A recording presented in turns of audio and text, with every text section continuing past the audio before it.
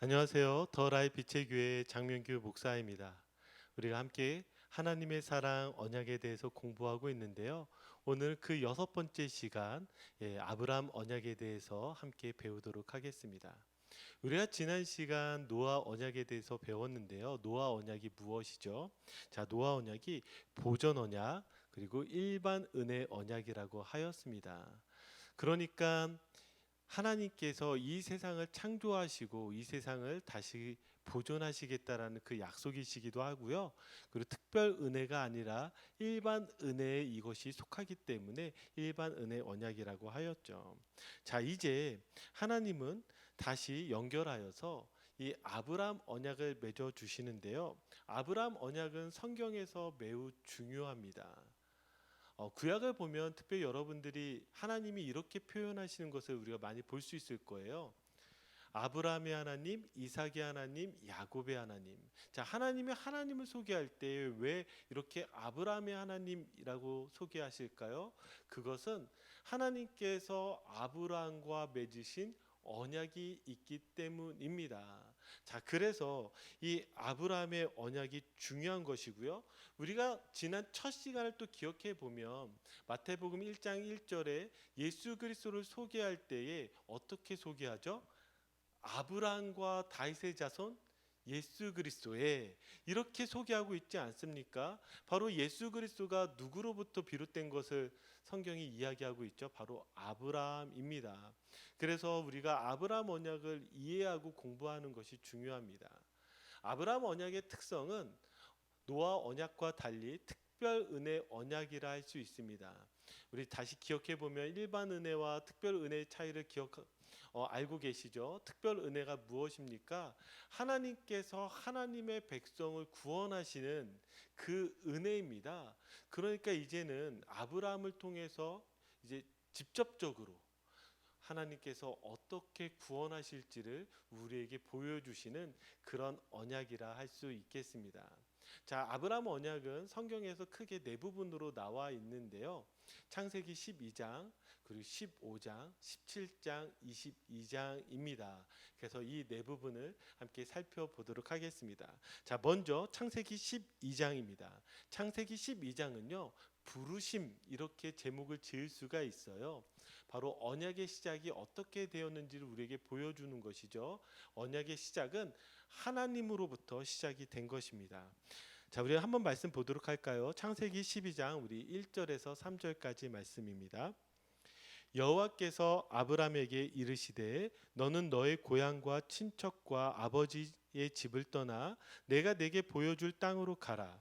내가 너로 큰 민족을 이루고 내게 복을 주어 내 이름을 창대하게 하리니 너는 복이 될지라. 너를 축복하는 자에게는 내가 복을 내리고 너를 저주하는 자에게는 내가 저주하리니 땅의 모든 족속이 너로 말미암아 복을 얻을 것이라 하신지라. 자, 하나님께서 아브라함을 이 갈대와 우르에서 부르셨습니다. 그리고 아브라함에게 땅을 약속해 주시고 또 복이 될 거라 말씀해 주시고 큰 민족을 이루게 될 것이라고 약속해 주셨죠.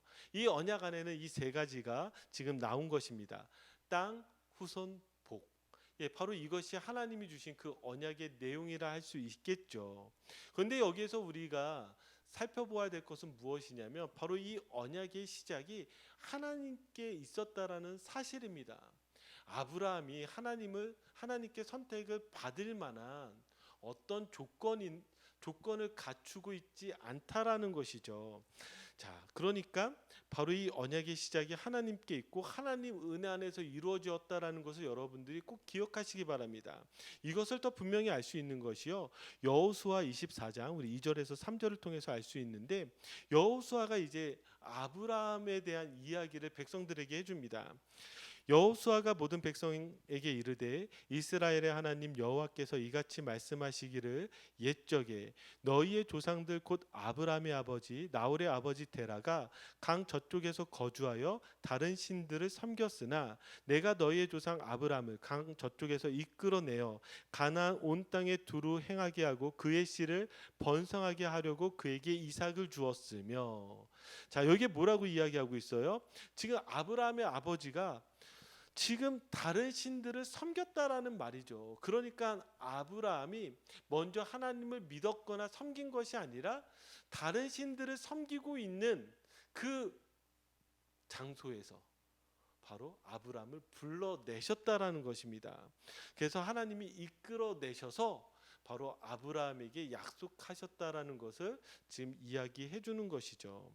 자, 그러니까 우리가 이 창세기 12장을 통해서 언약의 시작이 하나님께 있었다라는 것을 여러분들이 기억하시면 되겠습니다. 자, 두 번째 나오는 것은 어디냐면 창세기 15장입니다. 창세기 15장은요, 언약의 체결이라 할 수 있겠습니다. 바로 이 창세기 15장을 통해서 하나님께서 아브라함과 이제 언약을 맺으시는데, 여기 안에서 언약이 어떻게 이루어지는지 우리가 볼 수가 있습니다. 어떻게 이루어지죠? 하나님의 맹세와 순종에 있다라는 것입니다. 자, 우리 한번 창세기 15장 우리 4절에서 6절 보도록 하겠습니다. 여호와의 말씀이 그에게 임하여 이르시되 그 사람이 내 상속자가 아니라 내 몸에서 날 자가 내 상속자가 되리라 하시고 그를 이끌고 밖으로 나가 이르시되 하늘을 우러러 무뼈를 셀 수 있나 보라. 또 그에게 이르시되 내 자손이 이와 같으리라. 아브라함이 여호와를 믿으니 여호와께서 이를 그의 의로 여기시고. 자, 지금 이제 하나님이요, 언약을 체결하기로 결정하십니다. 이제 아브람과 언약을 맺어야 되잖아요. 근데 이 언약이라는 것이 쌍방 간의 합의입니다. 그래서 언약의 내용이 있고요. 그리고 그 내용에 대해서 순종하기로 약속하는 것이죠. 자, 이것이 이렇게 언약 가운데 이루어지는데, 먼저 우리가 읽은 말씀에서 이 6절을 뭐라고 표현하고 있냐면, 아브라함이 여호와를 믿으니 여호와께서 이를 그의 의로 여기시고, 그 언약의 조건으로 우리가 볼 수 있는 게, 아브라함은 하나님을 위한 그의 행위 때문이 아니라 그가 하나님을 믿었기 때문에 의롭게 여겨졌다라고 말해주고 있어요. 이렇게 말해주는 이유를 우리가 후에 찾을 수가 있는데, 그 부분은 조금 후에 설명을 하도록 하겠습니다. 자, 그러면서 자, 이런 언약의 내용을 가지고 이 약속을 이행하기로 결정을 합니다. 자, 창세기 15장 9절에서 10절입니다.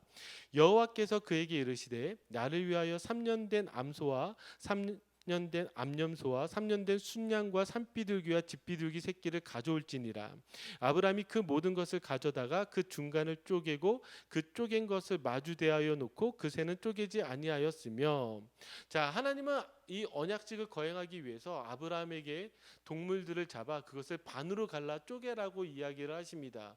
왜죠? 그 쪼갠 동물 사이를 지나가면서 피의 맹세, 바로 목숨을 건 맹세를 하시기 위한 것이죠. 자, 그런데 자, 어떻게 되냐면 17절을 보니까 해가 져서 어두울 때 연기 나는 화로가 보이며 타는 횃불이 쪼갠 고기 사이로 지나더라. 자, 이 말씀은 어떤 말씀이냐면, 아브라함은 그냥 있고 하나님만 그 쪼갠 고기 사이를 지나갔다라는 것을 우리가 알 수가 있습니다.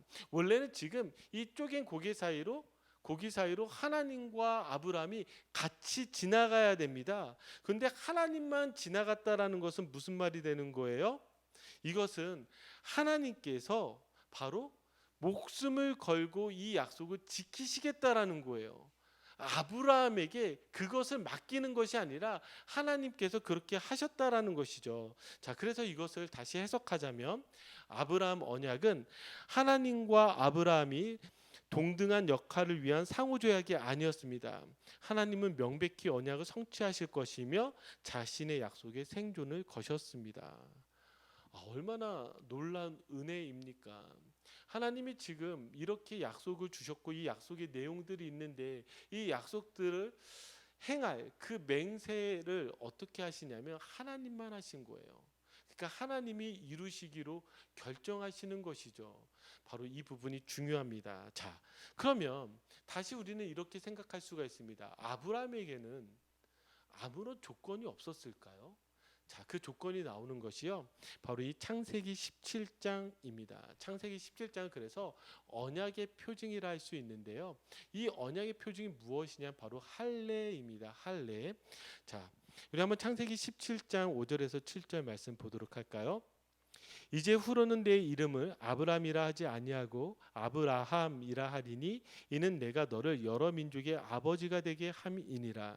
내가 너로 심히 번성하게 하리니 내가 내게서 민족들이 나게 하며 왕들이 내게로부터 나오리라. 내가 내 언약을 나와 너 및 내 대대 후손 사이에 세워서 영원한 언약을 삼고 너와 내 후손의 하나님이 되리라. 자, 지금 하나님께서 다시 이 아브라함에게 언약의 내용들을 상기시켜 주시죠. 그 이유는 무엇이냐면 이 창세기 17장에 이르러서 아브라함이 이제 나이가 차가자 두려워하기 시작했습니다. 하나님의 약속이 이루어지지 않을 것만 같았던 것이죠. 그래서 그는 그 사라의 자기 아내 사라의 그 몸종이었던 그 하갈을 통해서 이스마엘을 얻게 됩니다. 이 이스마엘을 통해서 하나님의 언약이 이루어진다라고 생각한 것이죠. 그런데 하나님은 그것이 아니라고 말씀하시는 거예요. 이스마엘이 아니라 사라를 통해서 날 그 씨, 그 후손을 통해서 하나님의 언약을 이루시겠다라고 분명하게 말씀해 주시는 것입니다. 자, 그러면서 이제 하나님이 그 조건을 내세워 주시는데 그것이 바로 이 10절입니다. 너희 중 남자는 다 할례를 받으라. 이것이 나와 너희 후손 사이에 지킬 내 언약이니라. 그러니까 할례를 받은 사람만이 바로 이 하나님의 약속 안에 들어가는 것으로 말씀해 주십니다.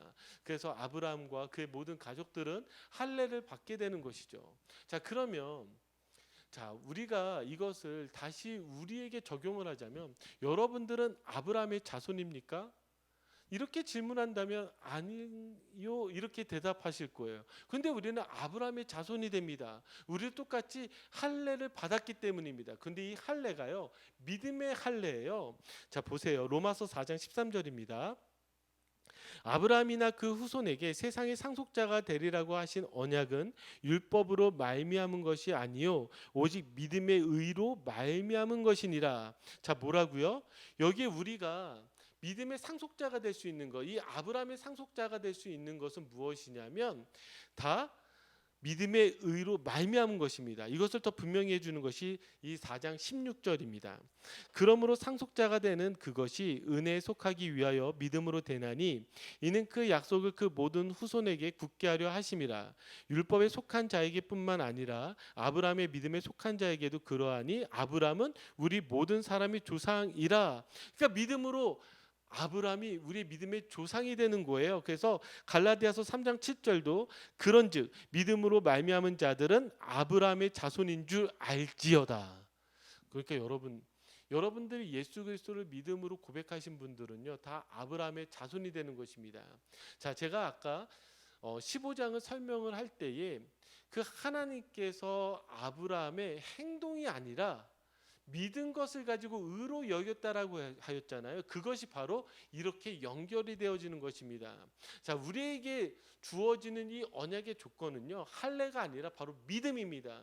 예수 그리스도를 믿음을 통해서 하나님의 언약된 백성이 되는 것이고 아브라함의 그 믿음의 상속자여 그 후손이 되어지는 것이죠. 바로 이렇게 할례는요 믿음으로 연결이 되어집니다. 자, 네 번째 나오는 것이 바로 이 창세기 22장인데요. 이 창세기 22장은 언약의 성취를 할 수 있습니다. 언약을 어떻게 이루시는지를 보여주시는 것이죠. 자, 창세기 22장은 여러분들이 잘 아시다시피 아브라함이 이삭을 하나님께 바치는 장면입니다. 그러다 보니까 많은 사람들이 이 장면에서 이해를 못해요. 어떻게 하나님은 살아있는 아들을 바치라 하지? 그런데요, 이것을 그렇게 해석하는 것이 아니라 이렇게 하는 이유가 하나님이 언약을 어떻게 하나님 자신이 이루실지를 보여주기 위해서 지금 이 22장의 내용을 아브라함에게 시키시는 것입니다. 자, 그걸 한번 볼까요?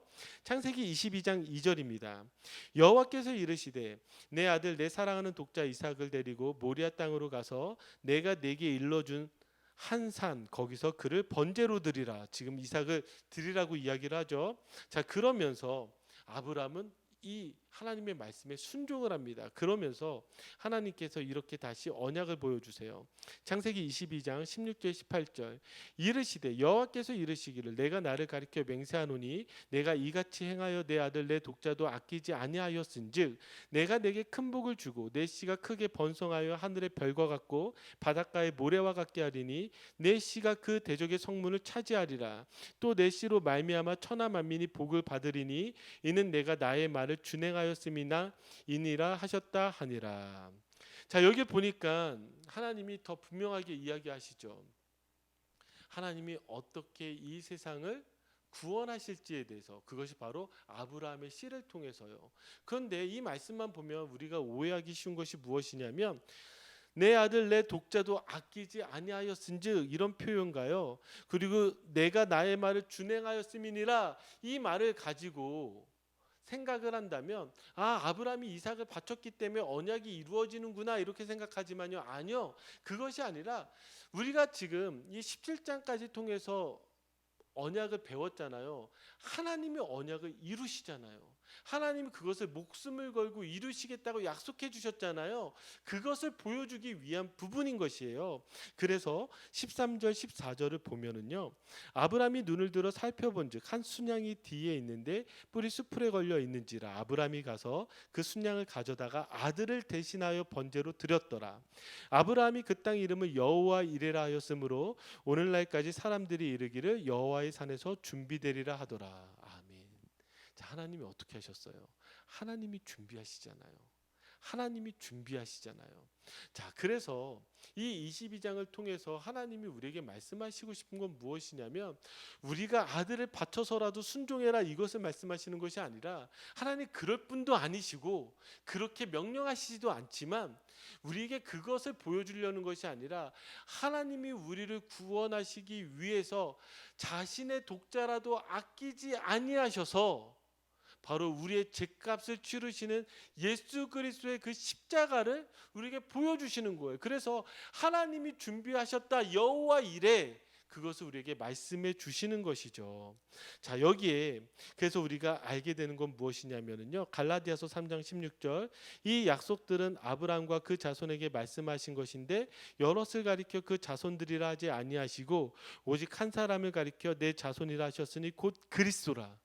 바로 여기에서 이 씨를 보여주기 위해서 예수 그리스도를 보여주시기 위해서 이 창세기 22장의 말씀들을 우리에게 보여주신 줄 믿습니다. 자, 언약이 어떻게 시작이 되고 또 하나님께서 그 언약을 어떻게 맹세하시고 그 언약의 조건으로서 우리에게 무엇을 보여주시고 그리고 언약을 어떻게 성취하시는지를 우리가 이 아브라함 언약을 통해서 알 수가 있었습니다. 자, 이제 정리하겠습니다.